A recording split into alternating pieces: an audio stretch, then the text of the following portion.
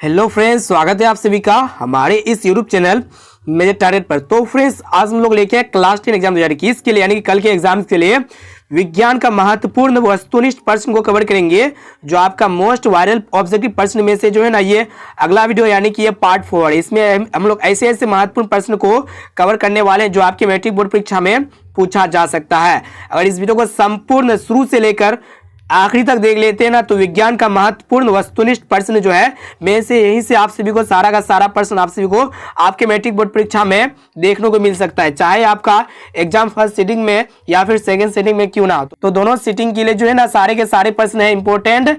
तो फ्रेंड्स, जल्दी से वीडियो को लाइक कर दीजिए। उससे पहले हमारे चैनल पर नए है ना, तो प्लीज चैनल को सब्सक्राइब करके बेल आइकन को प्रेस करके ऑल पर जरूर सेलेक्ट कर लीजिएगा। तो यहाँ पे हम लोग आज का फर्स्ट प्रश्न को देख लेते हैं। देखिए यहाँ पे क्या कर रहा है कि किसी वस्तु का प्रतिबिंब आग के जिस भाग पर पड़ता है वो है। तो दोस्तों, किसी भी वस्तु का प्रतिबिंब आग के जिस भाग पर बनता है पड़ता है वो, इसको हम लोग क्या कहते हैं?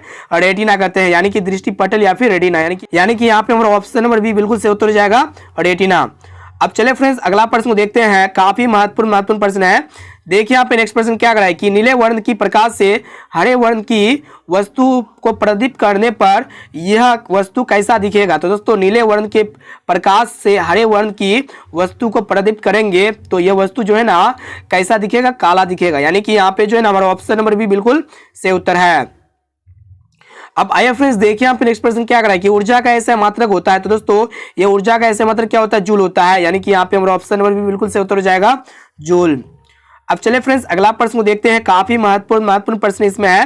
प्लीज एक एक क्वेश्चन को अच्छी तरह से याद करते हुए चलिए। अगर जो क्वेश्चन आपको याद नहीं है ना, तो उस क्वेश्चन को कॉपी में अभी लिख लीजिए और उसको अभी याद कर लीजिए, देख सके और आपसे एक भी प्रश्न ना छूट सके। देखिए यहाँ पे क्या करेगी नेक्स्ट प्रश्न कि लोहा से जिंक लेपित करने की क्रिया को कहते हैं। तो दोस्तों, लोहा से जिंक लेपित करने की क्रिया को हम लोग क्या कहते हैं? गैल्वेनीकरण कहते हैं। यानी कि यहाँ पे हमारा ऑप्शन नंबर बी बिल्कुल से उत्तर है। अब आइए फ्रेंड्स, देखिए यहाँ पे नेक्स्ट प्रश्न काफी महत्वपूर्ण है। कार्बन क्या है? तो दोस्तों, कार्बन क्या होता है? अधातु होता है। यानी कि यहाँ पे हमारा ऑप्शन नंबर बी बिल्कुल से उत्तर हो जाएगा, अधातु।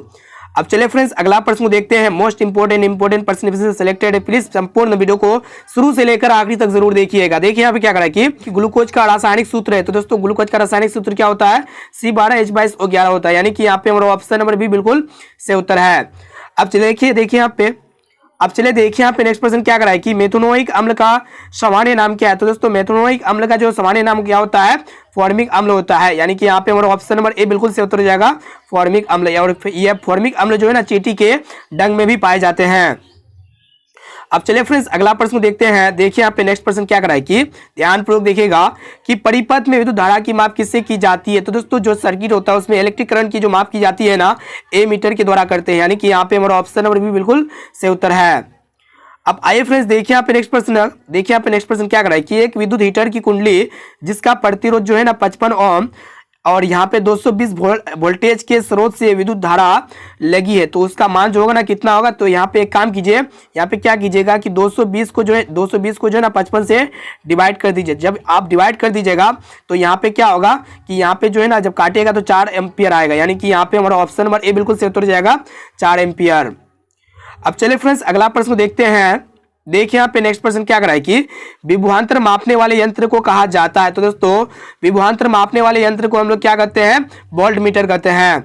यानी कि यहाँ पे जो है ना, 10 का जो राइट आंसर हो जाएगा क्या हो जाएगा? बी हो जाएगा, वोल्ट मीटर। अब आइए फ्रेंड्स, देखिए यहाँ पे नेक्स्ट प्रश्न क्या कर रहा है कि जब विद्युत धारा की दिशा चुंबकीय क्षेत्र की दिशा के लंबवत होता है तो आरोपित बल का परिमाण होता है। यानी कि जब विद्युत धारा की दिशा चुंबकीय क्षेत्र की दिशा के लंबवत होता है, जो आरोपित बल होता है ना, तो उसका दिशा क्या होता है? अधिकतम होता है। यानी कि यहाँ पे जो है ना, हमारा ऑप्शन नंबर भी बिल्कुल से उत्तर हो जाएगा, अधिकतम। अब चलिए फ्रेंड्स, अगला प्रश्न देख लेते हैं। देखिए यहाँ पे नेक्स्ट प्रश्न क्या कर रहा है कि फ्लेमिंग के दाएं हस्त नियम में अंगूठा किस दिशा की ओर संकेत करता है। तो दोस्तों, ये फ्लेमिंग के दाएं हस्त जो नियम है ना, ये अंगूठा जो है ना, चालक की गति की दिशा की ओर संकेत करता है। यानी कि यहाँ पे हमारा ऑप्शन नंबर ए बिल्कुल से उत्तर है। अब चलिए फ्रेंड्स, अगला प्रश्न को देखते हैं। मोस्ट इंपोर्टेंट इसमें प्रश्न जो है कवर कर रहे हैं, इसलिए इसको संपूर्ण शुरू से लेकर आखिरी तक जरूर देखिएगा। देखिए यहाँ पे नेक्स्ट प्रश्न क्या कर रहा है कि बैटरी से किस प्रकार की धारा प्राप्त होती है। तो दोस्तों, बैटरी से जो है ना, हम लोग डीसी करंट प्राप्त करते हैं। यानी कि दिष्ट धारा, ऑप्शन नंबर ए बिल्कुल से उत्तर है। अब आइए फ्रेंड्स, देखिए यहाँ पे नेक्स्ट प्रश्न क्या कर रहा है कि ऊर्जा के सभी रूप में अनंत स्रोत किसे माना जाता है। तो दोस्तों, ऊर्जा के सभी रूप में जो ना अनंत स्रोत किसे माना जाता है? सूर्य को माना जाता है। यहाँ पे ऑप्शन नंबर सी बिल्कुल से उत्तर है। अब चलिए फ्रेंड्स अगला प्रश्न को देखते हैं। देखिए यहाँ पे क्या कर रहा है कि सूर्य के प्रकाश में हमें जिस गर्मी की अनुभूति होती है उसमें जो है ना कौन सा विकिरण उपस्थित है। तो मोस्ट इंपोर्टेंट प्रश्न है, तो यहाँ पे अवरक्त विकिरण उपस्थित है, यानी कि यहाँ पे हमारा ऑप्शन नंबर बी बिल्कुल सही उत्तर है। अब आइए फ्रेंड्स देखिए यहाँ पे नेक्स्ट प्रश्न क्या कर रहा है कि वैसी रासायनिक अभिक्रिया जो एक ही दिशा में अग्रसर हो तो उसे हम लोग क्या कहते हैं, अनुत्क्रमणीय रासायनिक अभिक्रिया कहते हैं, यानी कि यहाँ पे हमारा ऑप्शन नंबर ए बिल्कुल सही उत्तर हो जाएगा। और वैसी रासायनिक अभिक्रिया जो दोनों दिशा में अग्रसर हो उसको हम लोग क्या कहते हैं, उत्क्रमणीय रासायनिक अभिक्रिया कहते हैं। अब चलिए फ्रेंड्स अगला प्रश्न देखते हैं। देखिए यहाँ पे क्या करा है कि नेक्स्ट प्रश्न है कि साग सब्जियों का विघटित होकर कंपोस्ट बनना किस प्रकार की अभिक्रिया है। तो दोस्तों साग सब्जियों का विघटित होकर कंपोस्ट बनना यह एक प्रकार का ऊष्माक्षेपी अभिक्रिया होता है, यानी कि यहाँ पे जो है ना हमारा ऑप्शन नंबर भी बिल्कुल सही उत्तर हो जाएगा, ऊष्माक्षेपी। अब आइए फ्रेंड्स देखिए यहाँ पे नेक्स्ट प्रश्न क्या करा है कि उत्तल दर्पण में किस प्रकार का प्रतिबिंब बनता है। तो दोस्तों उत्तल दर्पण में जो है ना किस प्रकार का प्रतिबिंब बनता है, तो आभासी प्रतिबिंब बनता है उत्तल दर्पण में हमेशा, यानी कि यहाँ पे हमारा ऑप्शन नंबर भी बिल्कुल सही उत्तर हो जाएगा, आभासी। अब चले फ्रेंड्स अगला प्रश्न को देखते हैं, काफी महत्वपूर्ण प्रश्न है। देखिए यहाँ पे नेक्स्ट प्रश्न क्या करा है कि उत्तल लेंस में आवर्धन m बराबर होता है। तो दोस्तों m बराबर फॉर्मूला क्या होता है, b/u होता है, यानी कि यहाँ पे हमारा ऑप्शन नंबर डी बिल्कुल से उत्तर हो जाएगा, v/u, यानी कि प्रतिबिंब की ऊंचाई बटे वस्तु की ऊंचाई, इसको हम लोग कहते हैं प्रतिबिंब दूरी बटे वस्तु दूरी, ठीक है। और यहाँ पे m बराबर और एक फॉर्मूला होता है, क्या होता है, h1/h2 कहते हैं। अब चलिए फ्रेंड्स अगला प्रश्न को देखते हैं। देखिए यहाँ पे क्या करा है कि प्रकाश के अपवर्तन के कितने नियम है। तो दोस्तों प्रकाश के अपवर्तन के 2 नियम होते हैं और प्रकाश के परावर्तन के भी जो है ना 2 नियम होते हैं। अब आइए फ्रेंड्स देखिए यहाँ पे नेक्स्ट प्रश्न क्या करा है कि निर्गत किरण एवं अभिलंब के बीच के कोण को कहते हैं। दोस्तों निर्गत किरण एवं अभिलंब के बीच के कोण को हम लोग क्या कहते हैं, तो यहाँ पे निर्गत कोण कहते हैं, यानी कि यहाँ पे जो है ना हमारा ऑप्शन नंबर सी बिल्कुल से उत्तर हो जाएगा, निर्गत कोण। अब चलिए फ्रेंड्स अगला प्रश्न देखते हैं, काफी महत्वपूर्ण प्रश्न है। देखिए यहाँ पे क्या करा है कि निम्न में से कौन ऐसे व्यक्ति है जो नेत्रदान नहीं कर सकता है। तो दोस्तों नेत्रदान वो व्यक्ति नहीं कर सकता है जिसमें क्या होता है कि जिसमें एड्स से पीड़ित व्यक्ति होता है, यानी कि यहाँ पे हमारा ऑप्शन नंबर ए बिल्कुल से उत्तर हो जाएगा, एड्स से पीड़ित व्यक्ति जो है ना यह नेत्रदान नहीं कर सकता है।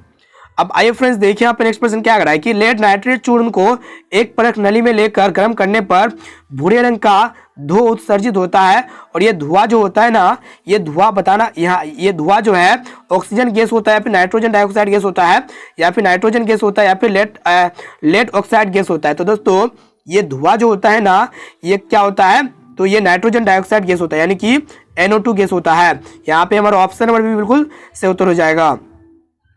अब चलिए फ्रेंड्स अगला प्रश्न को देख लेते हैं। देखिए यहाँ पे नेक्स्ट प्रश्न क्या कर रहा है कि नींबू में किस प्रकार के अम्ल पाए जाते हैं। तो दोस्तों ये नींबू में जो है ना किस प्रकार के अम्ल पाए जाते हैं, तो यहाँ पे जो है ना सिट्रिक अम्ल पाए जाते हैं नींबू में, यानी कि यहाँ पे हमारा ऑप्शन नंबर ए बिल्कुल सही उत्तर है।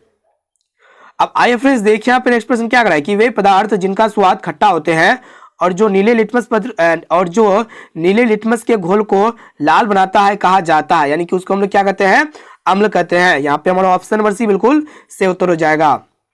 अब चलिए फ्रेंड्स अगला प्रश्न को देखते हैं, मोस्ट इंपोर्टेंट प्रश्न को कवर कर रहे हैं। देखिए यहाँ पे क्या कर रहा है कि इसकी सोडियम हाइड्रोक्साइड का पीएच मान लगभग है। तो दोस्तों सोडियम हाइड्रोक्साइड का जो पीएच मान कितना होता है, 14 होता है, यानी कि यहाँ पे हमारा ऑप्शन नंबर डी बिल्कुल सही उत्तर हो जाएगा, 14। अब आइए देखिए यहाँ पे नेक्स्ट प्रश्न क्या कर रहा है कि नाइट्रोजन डाइऑक्साइड के धुएं का रंग होता है। तो दोस्तों ये नाइट्रोजन डाइऑक्साइड के धुएं का रंग क्या होता है, ब्राउन कलर का होता है, यानी कि भूरा कलर का होता है, यानी कि यहाँ पे हमारा ऑप्शन नंबर ए बिल्कुल सही उत्तर है। अब चलिए फ्रेंड्स अगला प्रश्न देखते हैं, काफी महत्वपूर्ण प्रश्न इसमें कवर कर रहे हैं। देखिए यहाँ पे क्या कर रहा है कि लिटमस रंजक बैंगनी रंग का होता है जो निकाला जाता है, यानी कि लिटमस रंजक जो होता है ना बैंगनी कलर का होता है, और ये जो निकाला जाता है कहाँ से निकाला जाता है, लाइकेन से निकाला जाता है, यानी कि यहाँ पे जो है ना हमारा ऑप्शन नंबर ए बिल्कुल सही उत्तर हो जाएगा, लाइकेन। अब आइए फ्रेंड्स देखिए यहाँ पे नेक्स्ट प्रश्न क्या कर रहा है कि निम्न में कौन अधातु है। तो दोस्तों यहाँ पे जो है ना अधातु जो होगा ना कौन होगा, हाइड्रोजन एक प्रकार का अधातु, यानी कि अलावा जेटेन Mg और Fe ये तीनों पर एक प्रकार का क्या है, धातु है।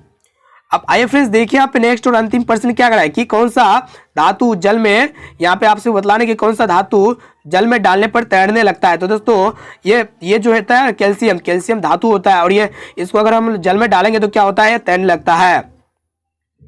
तो फ्रेंड्स इसमें हम लोग मोस्ट वीवीआई ऑब्जर्व क्वेश्चंस को कवर किए और इससे पहले वाले जितने भी वीडियोस हम लोग करवा चुके हैं तो सारे के सारे वीडियोस को अच्छी तरह से देख लीजिए। सारा का सारा वीडियोस है बहुत इंपॉर्टेंट है, मोस्ट इंपॉर्टेंट है, तो यहीं से सारा प्रश्न आने की काफी संभावना है। तो दोस्तों इस वीडियो को संपूर्ण शुरू से लेकर आखिरी तक देखने के लिए थैंक यू। इस वीडियो को सारे दोस्तों में जरूर शेयर कीजिए, जितना भी आपका करीबी फ्रेंड है, तो करीबी फ्रेंड्स या फिर जितना भी फेसबुक ग्रुप है, व्हाट्सएप ग्रुप है ना, सारे ग्रुप में इस वीडियो को जरूर शेयर कीजिए। तो दोस्तों फिर मिलते हैं जल्दी अगले वीडियो पे।